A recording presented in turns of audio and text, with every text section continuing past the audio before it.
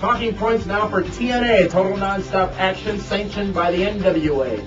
Big announcement regarding TNA and NWA at the very end of this program, so make sure you stay tuned. But first, we're going to talk about the conditioning of TNA superstars. We talked about it a little bit with Mick Foley earlier. The point to be made is that Mick Foley's not on the road every week. Mick Foley's not wrestling in matches. Mick Foley's not going to the gym every day. Why? Because he doesn't need to. I asked the question, what has happened to the Dudleys? Mihai. The balloon. They are massive individuals nowadays compared to their fit and trim WWE days. Yeah! Leads to the question, not on the road, showing up every 2 weeks to do the TV taping, sometimes a pay-per-view, once a month obviously. Is that detrimental to the big stars, such as Sting, such as the Jeff Hardy, such as the Dudleys, who won't be doing independent bookings like other stars, like Austin Aries, Christopher Daniels, AJ Styles, Samoa Joe, who's a big man who is probably the best big man in the history of this business, by the way. But is it a detriment? How do they keep motivated to keep in ring shape, in fighting shape, when they know that the organization is being built somewhat around them? Mita. They don't, and I don't really think that they care. I really think that the Dudleys are there for a paycheck. Frank, they have to be motivated by money. Here comes the money! Whenever their contract is up, I don't know what their contract status is there, but if they're weeks before, either renewing or doing whatever, and they're, every night at, the malt shop, they just... The malt shop! I don't know where you live. What happened? You're sounding like the malt shop. You're sounding like a Damien's cousin, awesome. maybe? Or? The malt shop. I had a Ric Flair moment. So where's the nearest malt shop? An A&W drive-through. And we're in Milwaukee. Where's the nearest malt shop? Malt? That's Malt or us? Is that right next to Remember when Ric Flair was here in Milwaukee and he said, I'll see you after the matches? Hey, fat boy, tell your wife to meet me at the Hyatt after the matches, and I'll show her what a real man's all about. I had a Ric Flair moment. The middle of the match. Woo! Again, I will make the point that the Dudleys can still bring it in the ring. There's no doubt about that. They can still do it. They still have longevity. They can still perform, so maybe it's a moot point, but I think it's worth bringing up that there's a clear difference when these guys go from WWE or wherever back over to TNA because the road conditioning is not as necessary because there is no road tour. Now, granted, TNA is doing their first house show in Michigan the day before Saturday night's main event, and now another one announced in Virginia. Again, that's not the road. Exactly. So, that point is, I guess, falling on your ears, and we want to hear what you guys have to say. Send us some feedback on that. Next, Impact moving to Spike TV, prime time on Thursday nights. April 13th is the first day. It's a 1-hour program. I believe it'll be on 8 o'clock Central Time, 9 o'clock Eastern. God, we got to start saying that now. Times Eastern and Central. And in I don't know what Alaska. I think that's Pacific. They just got the satellite link up, and or ocean time. Now, yes, so it's we're ocean good. time. They need to focus on certain storylines. Right now, the show is a bit of a hodgepodge. What I mean by that is there's so much going on in that 1 hour's time, you don't know what you're supposed to walk away with.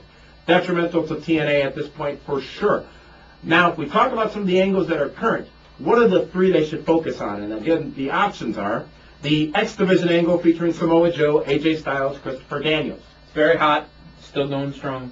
Christian Cage, the current NWA champion, Jeff Jarrett, the King of the Mountain, and Sting, Steve Borden, if you will, which we'll talk more about in a minute. AMW, America's Most Wanted, Team 3D, Austin Aries and Roger Strong when they come back after their 2-month suspension, which we've got about a month left of. And then you've got the James Gang and LAX. Also in there, you've got Abyss and Rhino. What are the three of those angles they should focus on in order to capitalize on their primetime spot and use that hour effectively? Because it is believed, it's seemingly so believed, that within TNA they've got to cram everything in that 1 hour when, quite frankly, they should focus on a few storylines as opposed to trying to over-deliver. Frank, what do you think? Market your champion. You start with that, and then you work your way down. The most marketable person maybe I guess would be Jeff Jarrett. What did he just say? Honestly, something has happened. Somebody put something in your water? Because his name's for those that have followed TNA, his name's behind everything. He's maybe not there as far as wrestling-wise, but you market him and your champion, Christian Cage, and then you bring in Sting whenever you can.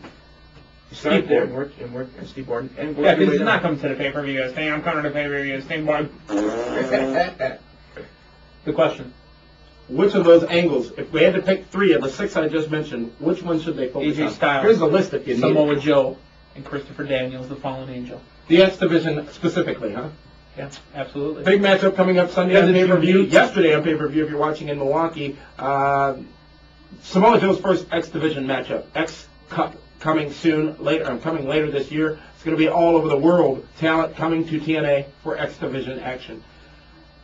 You say that is the primary angle. That's really where they should go. Absolutely. Any other focus or just that? No, that's the main focus. Okay. Have minor focus. You can really ditch the James Gang and LAX. Who cares? No, you take what you need, which is right. But then you have to, who's your champion then? Then right after that, you push Christian, you push Jeff Jarrett, you push Christian on. the man that this man refused to mention from the Serengeti. You push Well, after Monty Sunday, he Brown. won't be in an angle anymore because he will have been defeated by Christian Cage. He'll be. You like Monty Brown? I like the Moving on, aura the of six-sided Monty Brown. ring. Enough. The six-sided ring, is it special enough to keep? Is it really defining the company? Is it something that is just too distinctly different? Distinctly different from what else is out there. Does it really? Watch that pen. Is it really You're the gonna take an center? eye I out. took the pointy part off.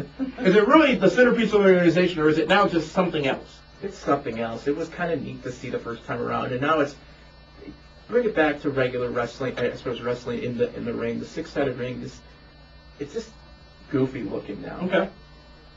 Meathead. Absolutely. All right.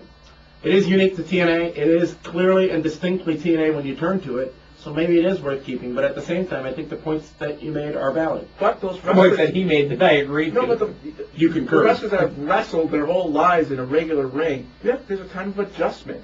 Oh, and Well, what about the wrestlers that have been in a six-sided ring now for the last how many years? but no, think about it this way. All those TNA wrestlers, remember the point we talked about earlier? Yeah, that's right. They're wrestling. They're wrestling all over the elsewhere. country elsewhere. And they're used to a four-sided ring. They have to adjust their styles and adjust their matches to remember that they're in a six-sided ring when they get to TNA. Now, an Irish whip, you have to go to the right Exactly. angle And of the... occasionally on the show, you can tell that they just didn't They're quite looking, realize where do what I they were bounce or back what they're to? doing. Yeah, exactly. However, X Division matchups certainly added bonus because you got so much going on all over the place. It helps to have those springboards, if you will, of the talent to pop off of. Now, if you could do it like World War III and you have your traditional ring and an octagonal ring or whatever. But no, it's got to be one or the other. And octagonal, that's 8 sides. Not 6. Octagonal. What's that, a hex? Hexagonal. 5 is Hex is 6. Put a hex on you. Papa A Shango. pilot, you racist. Papa Shango or the Boogeyman? The Boogeyman! I love the Boogeyman because I'm coming to get you! Sting is no more. Steve Borden is now who is going to be. I'm not coming to say I'm on the table. It was pretty cheesy. I will say it was pretty cheesy. Very cheesy. It almost reminded me of some. It's like an angle. I think I saw it in my sleep one day where somebody had got run over by a Hummer or something like that. And we didn't know. a black Hummer! We didn't know who was driving it, and I was just. It was a white Hummer! Steve Borden or Sting? Do we care? No. Should we wait At till least Sunday for because me, they're doing yeah. this before the pay-per-view and see what they do with it? Because it was unique when Sting came out. Oh, Sting's back! TNA gets the best rating ever. Notice they never showed his I face. retire. Notice they actually never showed his face during that whole nephew. He wasn't painted. Well, that's what I'm saying. That when he was talking to the car, it was still his face was off to the side. Kit was there? You That's guys your know what I'm TNA talking talking points, ladies and gentlemen. Again, your comments to us here at MaxSportsOnline.com or